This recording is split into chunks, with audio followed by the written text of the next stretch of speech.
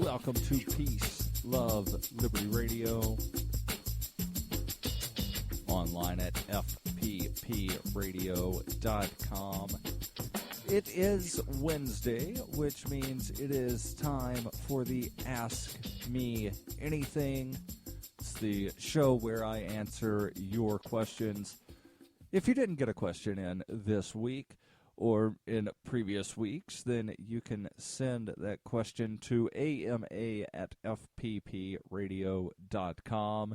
If you did get a question in this week, then send me more questions next week. There's no limit on how many questions you can ask. You can ask questions every week. Some people ask a couple of questions each week. I believe so far there has only been 1 week in which there were no questions, and that was actually last week, and it allowed me to talk about the Ross Ulbricht trial. And one of the key components of the Ross Ulbricht trial is obviously the Silk Road Marketplace and Bitcoin. One of the questions this week is actually about Bitcoin. It says, what are some safe ways to store Bitcoin? Pros and cons of each. And this is actually, on the surface, it seems like a very simple question, but it's actually a very complex question. And it leads to several questions that you, as the Bitcoin user, must answer before knowing which way you want to go about storing your Bitcoin. Are you looking to store the Bitcoin for ready, to be able to readily use, basically as a Bitcoin bank account that you can, readily access at, just the push of a couple of buttons on your phone? Or are you looking to have this be sort of a Bitcoin safe deposit box, to where you're not necessarily going to want to look at the Bitcoin all that often, but you want to know that it's going to be safe? And that question right there will help determine how you want to store the Bitcoin. And I must admit, I am not an expert on the computer side necessarily of Bitcoin.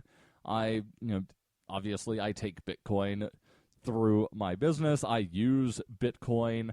I have sold a car for Bitcoin, believed to be the first private sale of an automobile for Bitcoin in the entirety of the United States. Thank you very much, Rob Matthias from the Rebel Love Show, for making that purchase. So, to answer the question, there are what they call online wallets and offline wallets. The offline wallet can be one of many things. It can be a paper wallet that is kept in a secure place. And you definitely, if you are doing a paper wallet, I would suggest laminating the piece of paper and placing it in a fireproof safe.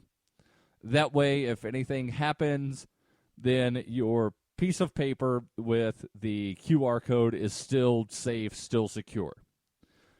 And there are several ways that you can do the paper wallets. I can post a couple of links in the show notes to some, somewhat technical ways of creating paper wallets. There are also less technical ways of creating a paper wallet, but the less technical ways might also be a little less secure, because you then have to trust the third party that is creating the QR code with the private key and the public key. And that's something to take note of. All Bitcoin addresses have a private key and a public key. The private key you want to never give out unless you're trying to give away any Bitcoin you have in the Bitcoin wallet. The public key is essentially the Bitcoin's wallet ID. This is going to be, I believe it's a 16-character code. all Bitcoin wallet IDs begin with the number 1, and then they have a series of letters and numbers, uppercase, lowercase. So that is the public key. You give that to people when you want them to send you Bitcoin. So, you can plaster the public key in as many places as you want. The private key you should never give out. So you need to make sure that that is secure. And that's really the most important thing about storing Bitcoin, is making sure that the private key is secure. So again, whether it's paper wallet, online wallet, offline wallet, something that's a computer file on your computer, always keep the private key secure. And you do not want to lose that, because if you lose the private key, then you have lost any Bitcoin in the wallet. So again, talking specifically about paper wallets here, there are some third parties that will create paper wallets, but you have to trust that they are not keeping a record of all of the private keys that are generated through their service.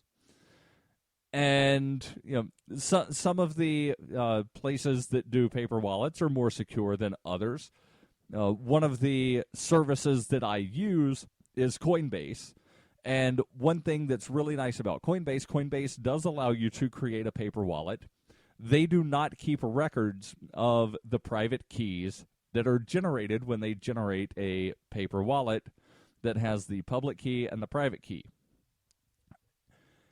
And Coinbase also offers some online storage options that I'll talk about in just a moment. And actually, their online storage is also kind of offline. But let me finish talking about the offline storage of Bitcoin. There are programs that you can download. One of them that you can download for your computer is called Electrum. That's Electrum. One of the benefits of Electrum is that the Bitcoins are stored on your computer, not online. And one of the negatives of Electrum is that if you wish to easily be able to use Bitcoin that are stored in the Electrum wallet, there's no corresponding smartphone app that allows you to access the Bitcoin from your phone. There's an app that allows you to see the balance of an Electrum wallet, but it does not allow you to access that in a way that is spendable. So I would say that's one of the cons of the Electrum. But if you're looking for sort of that Bitcoin safety deposit box, Electrum is an option for you. There are other options such as Brain Wallet. It's called a Brain Wallet. And the Brain Wallet is something that is not necessarily stored on the computer or on a smartphone or on any one individual device. Of course, the wallet will be there, and all the wallets are there, but you can't access them without the private key.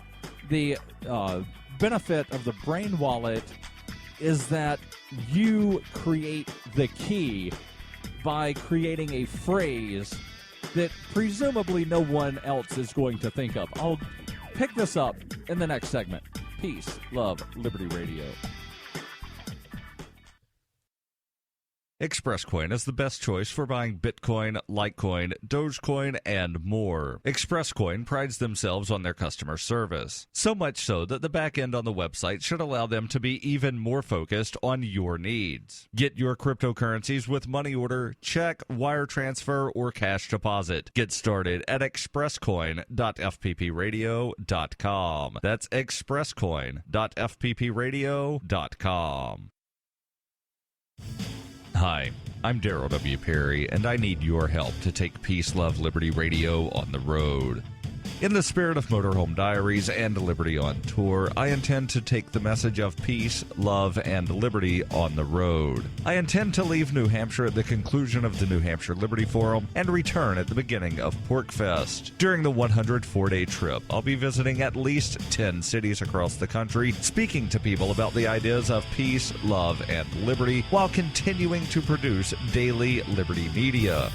Pensacola, Florida, Austin, Texas, Sedona, Arizona, and Denver, Colorado are already on the map. If you have a college group, a local Liberty on the Rocks, or other Liberty meetup that you'd like me to visit, you can possibly add your event to my calendar.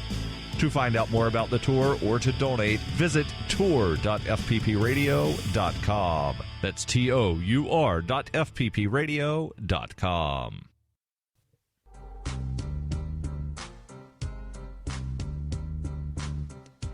Welcome back to Peace, Love, Liberty Radio. Online at fppradio.com. So we're discussing the ways of storing Bitcoin. And one of the ways that you can do this is through a brain wallet.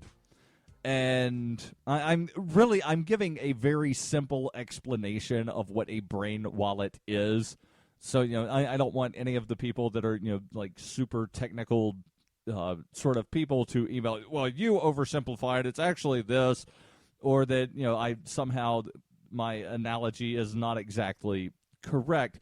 But a brain wallet is something where you create a phrase, and then that in turn creates the private key that creates the public key, and it's supposed to be a more secure manner of storing the Bitcoin.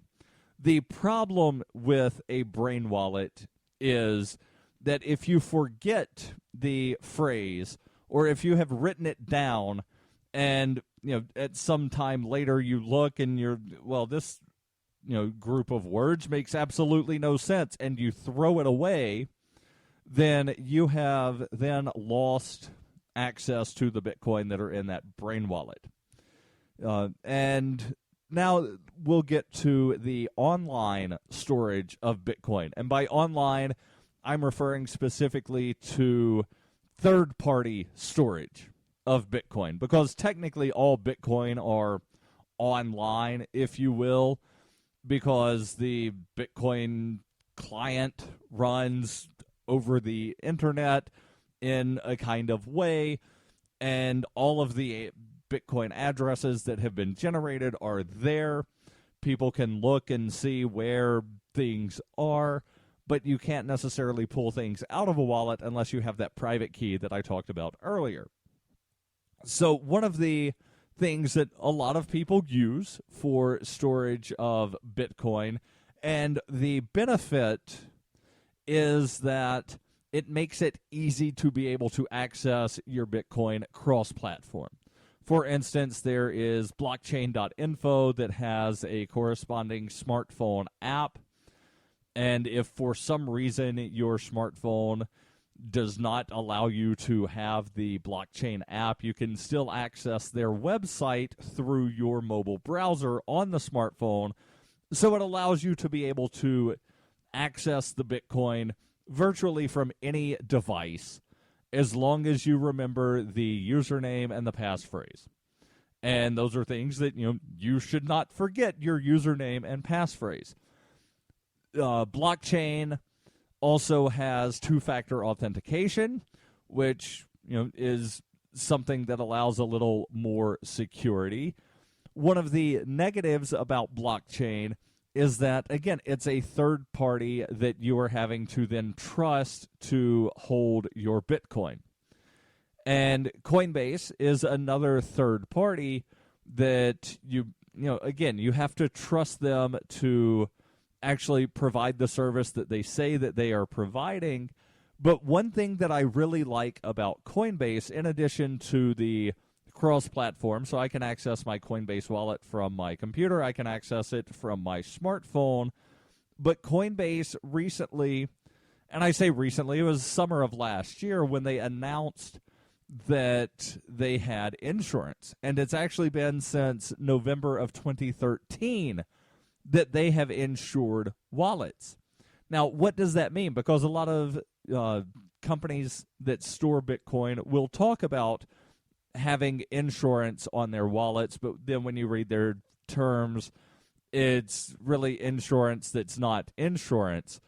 With Coinbase, I'm reading here from their FAQ, it says Coinbase is insured against employee theft and hacking in an amount that exceeds the average value of online Bitcoin it holds at any given time.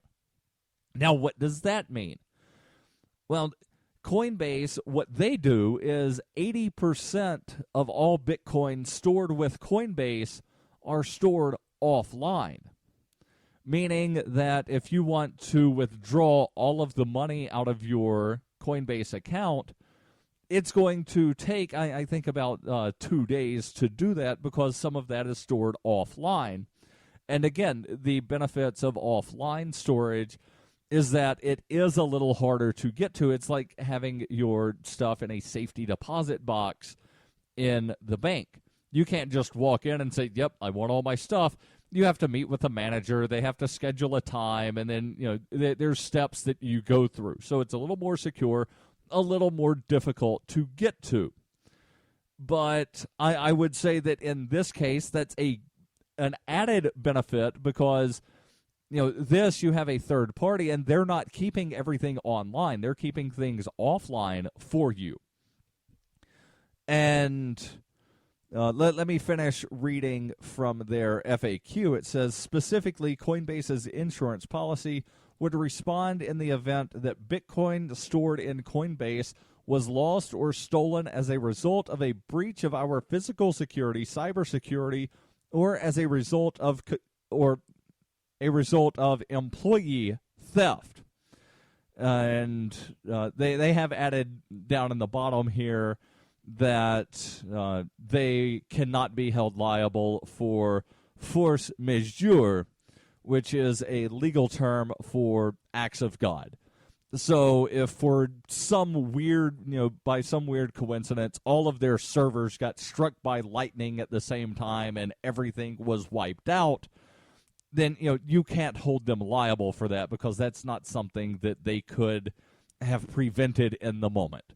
Now, they can enhance their security to prevent cyber attacks, and they actually have one of the most secure things that they're using, SHA 256 security, which, as I understand it, and maybe I don't understand it correctly, but as I understand it, it would take like millions of years before there could be a brute force attack to crack their security. And I would personally recommend, if you're not looking to store, thousands of dollars worth of Bitcoin or, hundreds of Bitcoin, whatever, if you're, looking at just putting some spending money, and I would consider spending money anything less than 2 Bitcoin. So if you just want some spending money, then an online wallet should be fine for you. Just make sure that you are comfortable with the company that you are going with. And the benefits, as I said, with having it in one of these online wallets like Coinbase or blockchain is they have the cross-platform access so that you can access the Bitcoin to spend either via your smartphone or your computer. If you have more than a couple of Bitcoin, then I would really recommend, unless you consider more than a couple of Bitcoin to be spending money, I would really recommend using some sort of offline storage for the Bitcoin, whether it be the Electrum wallet or whether it be a paper wallet or something else. If you have more than you are willing to lose, keep it offline. I've got a couple more questions that I will get to in the final segment when we come back. Peace, love, Liberty Radio, online at fppradio.com.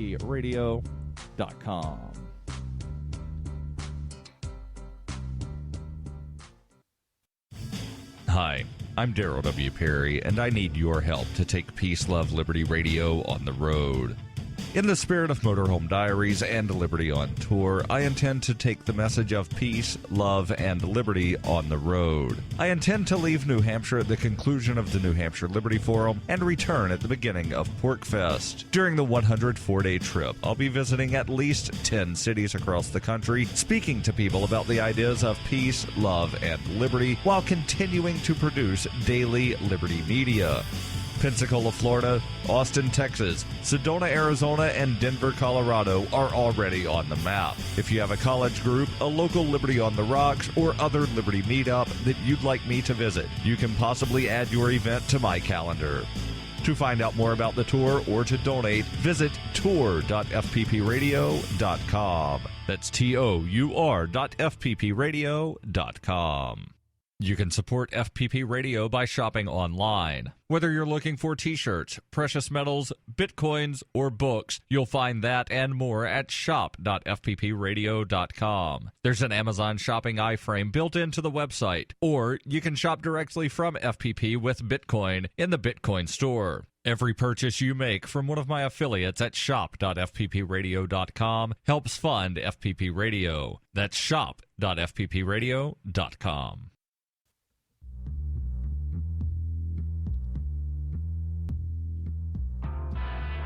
Welcome back to Peace, Love, Liberty Radio.